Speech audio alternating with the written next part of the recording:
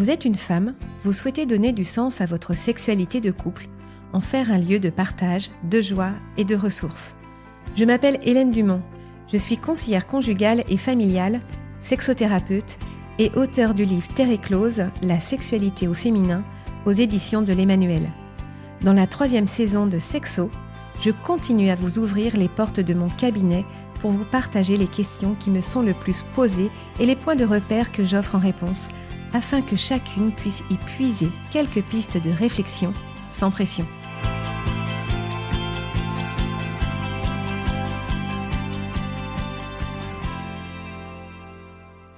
Bonjour Hélène. Bonjour Marie. Dans cet épisode, vous allez nous parler de la fameuse question que se posent un jour tous les parents. Comment parler de sexualité à ses enfants ? Et d'ailleurs, est-ce qu'il faut leur en parler ? Qu'est-ce que vous en pensez ?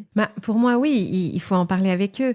Parler de sexualité avec ses enfants, c'est autant parler d'un mystère qui nous dépasse que de la joie de les voir vivre et grandir. Parler de sexualité, c'est oser transmettre avec des mots ce qui nous tient à cœur, nos valeurs, nos croyances, parfois aussi nos peurs. Parler de sexualité, c'est enfin et surtout parler d'amour et dire combien celui-ci est précieux. Alors, comment parler de sexualité aux enfants ? Dans cet épisode, on va se dire de 0 à 10 ans environ, avant l'adolescence. Ouais. Comment leur en parler sans fausse pudeur, tout en respectant leur âge ? Et comment répondre à leurs questions ? Alors, dans un premier temps, il est important de comprendre combien nous parlons déjà de sexualité de façon implicite au quotidien, à travers notre façon de considérer le corps, par exemple, à travers notre manière de rentrer en lien les uns avec les autres, à travers aussi nos silences quand une situation nous gêne, ou encore quand nous prenons le temps d'exprimer ce que nous ressentons. C'est-à-dire que nos enfants, déjà tout petits, s'imprègnent de ces messages implicites et quotidiens, et en fait, ils se construisent au fil des jours une certaine idée de ce qu'est la sexualité dans sa globalité, en essayant de la mettre en lien avec ce que nous en disons de façon explicite. Oui, c'est très intéressant. On va commencer donc par parler de ces messages implicites. Donc j'imagine qu'ils s'expriment dans des comportements, dans des attitudes. Donc comment avoir la juste attitude avec nos enfants ? Alors, moi, j'aime ouvrir cette réflexion en évoquant dans un premier temps la question du corps, puisque c'est quand même grâce à lui que nous rentrons en relation les uns avec les autres, que nous nous définissons comme personnes sexuées. Ça, c'est très important.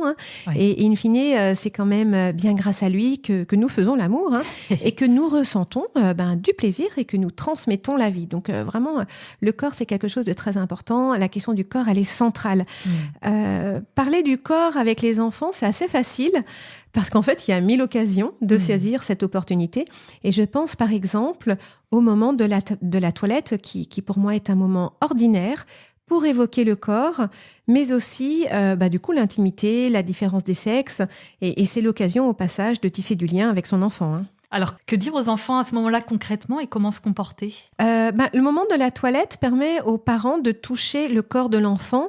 Dans ce moment particulier où le corps est nu, c'est un toucher évidemment respectueux, c'est-à-dire sans excitation et sans violence évidemment, comme par exemple frotter les épaules, faire mousser un shampoing, jouer avec l'eau qui coule sur le ventre. Alors ce toucher délicat permet déjà au tout petit de prendre conscience progressivement de son enveloppe corporelle, c'est-à-dire de son corps, de façon positive et aimante. Puis, ça lui permet de prendre conscience de son schéma corporel, de le construire. Il assimile le fait que son corps est ainsi fait et que chaque partie est importante, qu'il n'y a pas de honte à en prendre soin et que son sexe, qui fait partie de cet ensemble, mérite la même attention, la même délicatesse que le ventre ou que la tête. Donc c'est l'occasion, j'imagine, de nommer les différentes parties du corps. Exactement, c'est un bon moment pour nommer le corps, pour accompagner son toucher d'une parole en adaptant son vocabulaire en fonction de l'âge de l'enfant. Nommer le corps dans ses moindres détails, c'est vraiment une façon de le rendre réel, de le faire exister, et vraiment le nommer très simplement au départ, puis accompagner ce langage d'une périphrase qui parlera de la finalité positive de telle ou telle partie du corps. Par exemple, tes jambes pour courir, ton petit ventre gourmand, et puis ton zizi pour faire pipi, etc., etc. Et c'est vrai que les enfants sont curieux et raffolent de vocabulaire en grandissant. C'est vrai. Voilà. Donc, le mieux est d'amener progressivement différents niveaux de langage notamment quand on parle du sexe de l'enfant. Ça me semble vraiment très important. Alors, c'est-à-dire ? Dans un premier temps, désigner le sexe de l'enfant de façon familière avec un petit mot poétique. En tout cas, un mot avec lequel le parent se sentira à l'aise. Je pense que c'est très important que le parent se sente à l'aise avec les mots qu'il va choisir. Hein. Donc, je cite des exemples que j'ai pu entendre en entretien. Ben voilà, c'est ton zizi, c'est ta zézette, c'est ta petite fleur, c'est ton oiseau. Enfin voilà, un langage qui peut être vraiment poétique. Et dans un second temps, je trouve ça intéressant d'accompagner ce mot poétique du mot anatomique qui lui correspond. C'est-à-dire tes grandes lèvres, ta vulve, tes testicules, ton pénis, ton vagin, etc. En tout cas, quand on nomme le sexe de l'enfant. Hein. On peut déjà leur dire ces mots. Ben oui, on parle bien du corps dans ses détails, les oreilles, les cils, la gorge, la langue. Ben pourquoi pas pour le sexe avoir le même vocabulaire. Hein. J'invite vraiment les parents à nommer simplement. Tu vois, ces petites boules que tu as ici, on les appelle les testicules. Tu vois, ta zézette, on l'appelle aussi vulve. Tu vois, elle est faite comme une fleur. D'ailleurs, ces parties-là, on les appelle les grandes lèvres. Ça marche comme une fenêtre que l'on pourrait ouvrir ou comme une fleur qui s'ouvre. Oui, etc. À la fois tout simplement et puis poétiquement aussi. Exactement. À ce propos, c'est d'autant plus important de nommer le sexe des petites filles parce qu'elles peuvent s'entendre dire quand même parfois par des petits garçons ou à la crèche ou à la maternelle ou encore par leurs frères que, je cite, les filles, elles n'ont pas de zizi. Oui, c'est vrai qu'on entend ça. Oui, si. En fait, les filles, elles ont un sexe, mais il est à l'intérieur et elles sont simplement différentes des garçons. Voilà. Et ça, je pense que c'est vraiment quelque chose à reprendre avec les enfants. Et la parole humanise, dédramatise, elle combat les tabous, la honte, la culpabilité, elle permet à l'enfant d'avoir une meilleure connaissance de son corps et donc d'avoir le vocabulaire pour en parler si un jour l'enfant ressent le besoin d'en parler. Ça, c'est très important. Si j'ai mal ou si quelqu'un m'a fait mal à cet endroit-là, je pourrais nommer cet endroit. Donc, avoir un corps sexué, c'est fondamentalement une joie. Ça, c'est d'abord. Voilà. Et un corps sexué, c'est quand même fondamentalement une joie. C'est vraiment se dire, je suis un garçon ou je suis une fille, et ça, mais qu'est-ce que c'est chouette, quoi. Voilà, les bonnes bases sont posées, donc. Oui, et en évoquant ce corps qui les constitue, nous aidons déjà nos enfants à se construire dans la différence des sexes. Offrir des mots à nos enfants est un vrai cadeau. C'est un langage de l'amour, un langage qui crée parfois des situations rigolotes. Et je pense à une amie qui venait de donner le bain à son petit garçon. Et donc, elle avait pris le temps de lui dire que son sexe pouvait aussi se nommer pénis. Et en sortant du bain, le petit garçon va fièrement voir son père dans le salon et il lui lance tu sais, papa, j'ai bien pris mon bain et je me suis lavé le pénis. Et voilà, alors le père était étonné, ça l'a fait rire. Mais j'aime bien citer cet exemple parce que cet enfant était tout fier du vocabulaire qu'il allait amener et de ce qu'il avait fait de façon très ordinaire. En fait, il avait juste fait sa toilette. Hein. Mais j'aime bien citer cet exemple parce que les enfants sont pleins de naïveté joyeuse et ça, il faut s'en réjouir. Alors, en parlant de toilette et du corps, comment trouver la juste distance avec ses enfants ? La juste distance, pour moi, se trouve d'abord dans ma façon de respecter le corps de l'enfant et dans ma façon d'écouter ce qu'il m'en dira. Je parlais tout à l'heure du toucher. D'un toucher non agressif et non excitant. Alors, je prends l'exemple des chatouilles, par exemple. Des petits chatouilles pour taquiner doucement. Oui, on est d'accord, voilà, c'est rigolo, c'est mignon.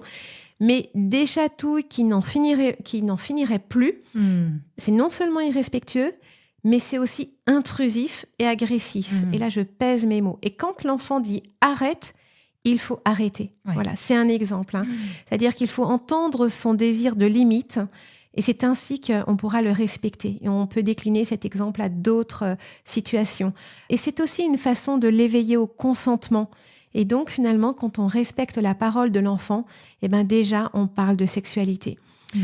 Donc, on peut décliner cet exemple dans d'autres situations de la vie quotidienne, comme frapper avant d'entrer dans la chambre. Alors, évidemment, selon l'âge de l'enfant, hein, évidemment. Ne pas le forcer à embrasser quand même aussi une personne qu'il connaît ou qu'il ne connaît pas, encore plus quand il ne la connaît pas. Ne pas le forcer à être embrassé aussi. Moi, il y a des choses quand même que j'entends parfois en entretien, des souvenirs qui sont déposés d'enfants qui étaient forcés de se rapprocher du corps d'une personne en qui ils n'avaient pas confiance. Et forcer ça, c'est... Voilà, ça crée des souvenirs négatifs, une représentation du corps négative.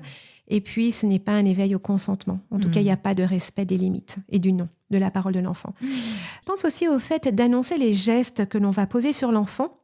Même quand celui-ci est plus grand, je te mets du shampoing sur la tête, est-ce que c'est bon pour toi ? Attention, je te rince. Même chose quand on soigne, par exemple, un petit genou qui saigne. Je trouve ça quand même toujours délicat de dire, voilà, je vais te mettre du désinfectant. On compte ensemble jusqu'à 3. Voilà, est-ce que c'est bon pour toi ? Voilà, plutôt que de poser des gestes sans annoncer leur signification, de façon parfois surprenante sur le corps. Hein. En fait, accéder au corps de l'enfant, même si c'est notre enfant, c'est pas un dû, même dans le cadre du soin, et même quand on est un adulte.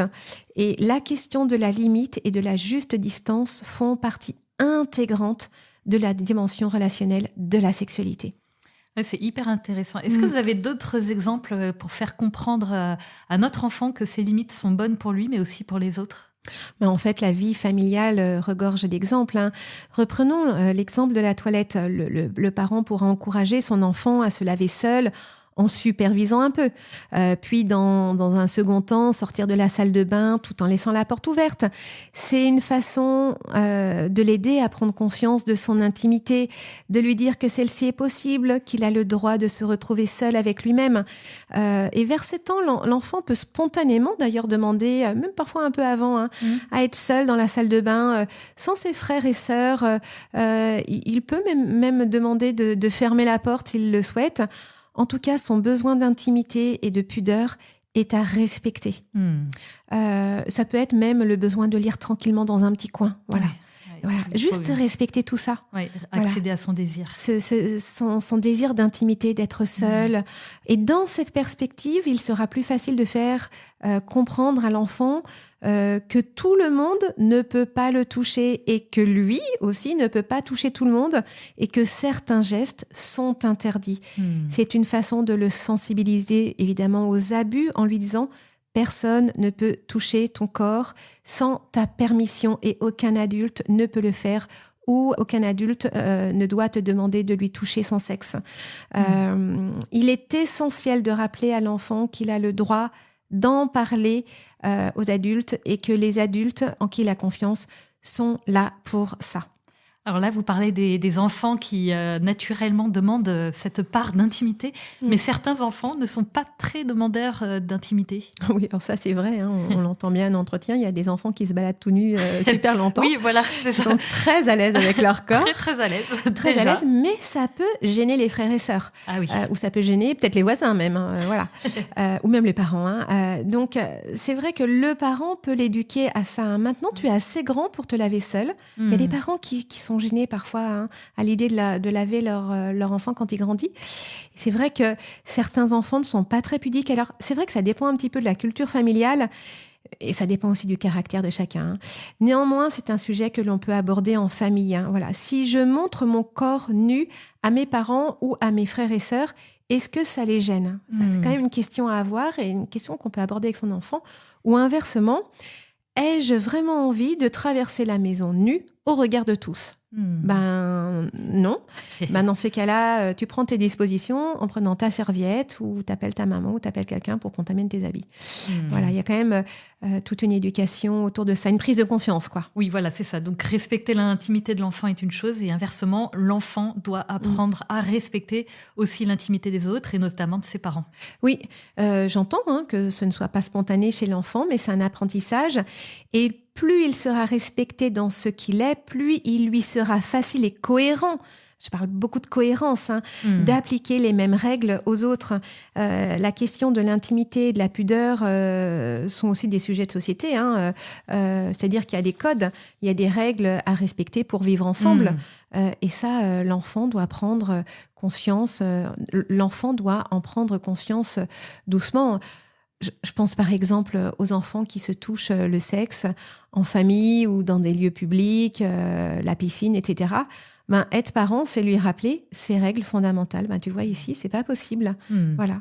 Alors, il y a une question qui se pose, c'est comment trouver les bons mots en tant que parent quand soi-même, son rapport au corps est difficile ou a été blessé? C'est vrai que c'est pas toujours facile.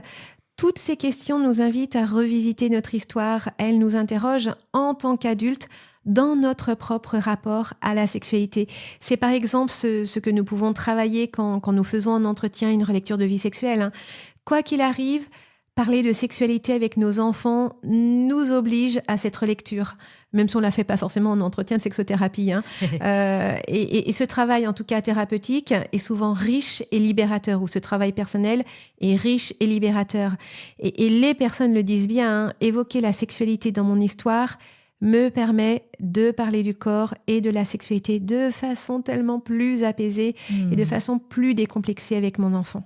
Alors, de façon pratico-pratique, la vie familiale ne laisse pas toujours ces espaces de dialogue entre parents et enfants, parce que les parents n'ont pas le temps de nommer le corps et l'intimité de l'enfant n'est pas toujours préservée, voilà, parce que faute de place, etc. On peut imaginer que quelqu'un rentre dans la salle de bain, par exemple, qu'il y a des ratés, quoi. Oui, c'est vrai que parfois il y a des ratés. Voilà.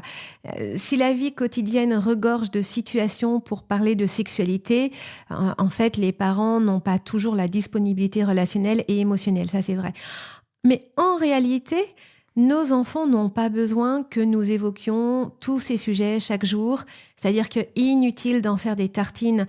Ils ont surtout besoin d'une constance, d'amour dans le regard, les gestes et les paroles, ce discours. Une constance suffisamment bonne, c'est-à-dire imparfaite, mais tout de même présente. Hein, c'est une constance d'amour dans laquelle viendront se loger les prémices d'une bonne estime d'eux-mêmes, et tout cela évoluera en fonction de leur âge, de même que les discours qu'ils nous inviteront à risquer au fur et à mesure de leur croissance ou qu'ils viendront provoquer à l'adolescence. D'accord, donc on a vu là tous ces messages implicites et alors maintenant on peut pas faire l'impasse sur la fameuse question que les enfants posent. Papa, maman, comment fait-on les bébés? Là, il faut bien répondre explicitement. Alors, que dire La fameuse question. Voilà. Alors d'abord, je voudrais rassurer les parents en disant qu'ils ont le droit de différer la réponse. Ah oui, d'accord. S'ils sont pas prêts. Oui, moi je propose de la différer ainsi, par exemple, hein, c'est-à-dire s'autoriser à dire à l'enfant, ta question elle est vraiment intéressante, mais j'ai besoin de temps pour y répondre, ou peut-être de trouver un petit livre pour en parler avec toi. Voilà. Si tu me poses la question, c'est que peut-être que tu es prêt à recevoir la réponse. Donc, le parent a le droit de différer la réponse et de trouver le temps d'y réfléchir ou de trouver un petit support. Le parent a le droit de ne pas savoir répondre. Par contre, il doit s'engager à le faire après. Oui, quand même. Voilà, ça c'est important. L'enfant attend la réponse. Oui, il peut un peu oublier, mais en tout cas, si l'enfant a déposé la question, c'est que la question est là dans sa tête et dans son corps, dans son cœur, donc il a besoin d'une réponse. Et si différer est toujours possible, j'invite, quoi qu'il en soit, à dire la vérité. C'est-à-dire que les enfants ne naissent pas dans les choux. À nouveau, poésie et anatomie font bon ménage. Et je reprendrai ce que nous avons déjà dit, expliquer avec des mots simples. L'utérus devient le lit du bébé, donc on peut nommer à la fois l'utérus et le lit du bébé. Le vagin devient un chemin de vie, donc on peut nommer les deux, le vagin et chemin de vie. Les spermatozoïdes deviennent des petites graines qui nagent ou qui ressemblent à des têtards, et on peut raconter toute une histoire autour de ça. Et parler d'amour à ce moment-là est fondamental, bien entendu. Oui, puis je reviens sur ce que vous disiez, là, trouver un petit support. C'est vrai qu'il y a pas mal de livres pour enfants à ce sujet, et il y en a qui sont vraiment très bien. C'est d'excellents supports pour aborder cette question. C'est un excellent support, effectivement, pour que le parent et l'enfant puissent en parler. En plus, il y a de belles images, et en plus, les enfants, ils adorent les histoires. Ah oui, et en tout cas, moi, quand j'étais jeune maman, donc ça remonte un petit peu, mais bon, une pédiatre m'avait invitée à avoir confiance dans la capacité des enfants à recevoir une réponse. Les enfants, m'avait-elle dit, filtrent eux-mêmes les réponses dont ils ont besoin. C'est aussi pour cela que bien souvent, la question surgit plusieurs fois dans la croissance d'un enfant, parce que à chaque âge, son intérêt, en fait. Les enfants ont une intelligence pratique et naïve, ils savent jouer au Lego, ils sauront donc comprendre l'aspect technique de la sexualité, et c'est une belle question, car en fait, la question de la sexualité, c'est la question du mystère de la vie, quoi. J'ai donné un exemple qui m'avait amusée. Qui est récent. Ma petite fille de 8 ans a reçu à Noël une très jolie poupée de la taille d'un nouveau-né. Et la contemplation de ce bébé a été l'objet de nombreuses questions. Pourtant, on avait déjà évoqué comment on faisait bébé, comment on attendait un bébé, etc. Mais voilà, avec sa poupée dans les bras, elle avait voulu reprendre tout le processus de l'accouchement de façon détaillée. Ah oui, alors d'accord. C'était un beau moment pour en parler et lui raconter pour une énième fois comment elle était née, elle aussi. Mais cette fois-ci, elle s'est écriée, c'était une révélation, pleine de surprises. « Oh mais maman, le jour où j'accoucherai, si je comprends bien, je devrais enlever ma culotte !» Ah, c'est génial. Révélation. La révélation, voilà, à 8 ans. Trop mignon. Donc oui, c'est ça. À chaque âge, sa prise de conscience, ça y est, elle avait pris conscience de ce fait-là. Donc parler de sexualité, c'est effectivement parler de la vie. Exactement, oui. Et c'est rappeler aussi à nos enfants comment ils sont nés, même si ce souvenir peut être parfois douloureux, ça, on peut le reconnaître. Pour certaines mamans, l'accouchement peut être un passage douloureux, mais on peut toujours se faire aider si on en a envie. Et ce n'est pas un passage obligatoire. Oui. Mais mon idée est plutôt d'encourager les parents à transmettre les mots qui seront les leurs, à se faire confiance, même s'ils se sentent maladroits. L'idée, c'est vraiment de nommer cette sexualité et de se faire confiance quand on est parent. Merci beaucoup, Hélène. Merci de nous avoir écoutés. Si ce podcast vous a plu, n'hésitez pas à le partager autour de vous, à vos sœurs et amis, pour qu'elles puissent en bénéficier. Vous pouvez aussi mettre une note de 5 étoiles et un commentaire sur Apple Podcast afin que le podcast soit connu par le plus de femmes possible. Et si vous êtes branchés réseaux sociaux, rejoignez-nous sur le compte Instagram des podcasts de Famille Chrétienne. N'hésitez pas à faire part de vos interrogations, de vos remarques et suggestions de sujets. Et à la semaine prochaine.